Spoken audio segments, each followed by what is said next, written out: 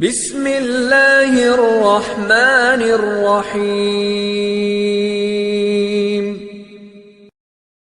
مولانا روم لکھتے ہیں کہ ایک دفعہ ایک شخص نے اللہ کی عبادت کرنا شروع کر دی اور پروردگار کی عبادت میں اس قدر مشغول ہوا کہ دنیا میں سب کچھ چھوڑ چھاڑ کر سب کچھ بھول بھلا کر سچے دل سے اللہ کی رضا میں راضی رہنے کے لیے انسانیت کے رستے پر چل پڑا۔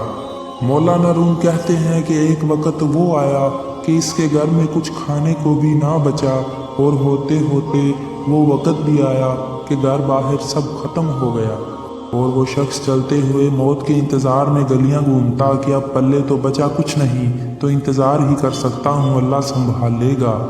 ایک دن بیٹھا ہوا تھا کہ اس کے قریب سے ایک لمبی قطار میں گھوڑے گزرے۔ ان گھوڑوں کی سیٹ سونے اور چاندی سے بنی ہوئی تھی اور ان کی پیٹھوں پر سونے کے کپڑے پہنے ہوئے تھے۔ ان گھوڑوں پر جو لوگ بیٹھے تھے وہ کسی شاہی گھرانے سے کم نہ لگتے تھے۔ ان کے سروں پر سونے کی ٹوپیاں تھیں اور ایسے معلوم ہو رہا تھا جیسے کوئی بادشاہ جا رہے ہوں۔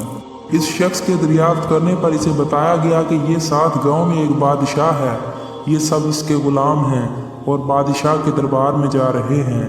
وہ شخص کچھ دیر حیران ہوا اور یہ سوچنے پر مجبور ہو گیا کہ اگر یہ حالت غلاموں کی ہے تو بادشاہ کی کیا حالت ہوگی۔ اس نے آسمان کی طرف سر اٹھایا اور کہنے لگا، اے میرے اللہ، اے میرے بادشاہ، اے میرے مالک و مولا، شکوہ تجھ سے نہیں کرتا لیکن اس بادشاہ سے اپنے غلاموں کا خیال رکھنا سیکھ لے۔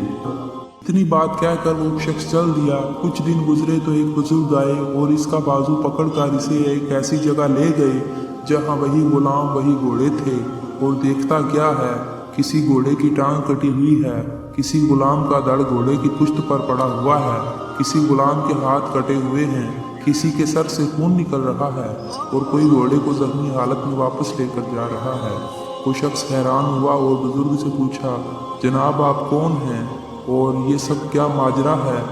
اس وقت اس بزرگ نے کہا کہ یہ وہی غلام ہیں جو اس دن سونے میں لپٹے ہوئے تھے اور آج یہ ایک جنگ سے واپس آ رہے ہیں، اس لیے ان کی یہ حالت ہے۔ مجھے خواب میں بس اتنا کہا گیا ہے کہ اسے کہنا بادشاہوں کے لیے قربانیاں دینا ان غلاموں سے سیکھ لے۔ حقیقت میں ہمیں کبھی قربانی دینا آیا ہی نہیں، چاہے دین کا معاملہ سیدھا کرنا ہو یا رشتہ داروں کا معاملہ سیدھا کرنا ہو یا دنیا کا۔ جس دن ہم قربانی دینا سیکھ لیں گے اس دن اللہ رب العزت، اللہ شہنشاہ ہمیں ایسی بادشاہت عطا فرمائے گا جو کبھی نہ ختم ہوگی۔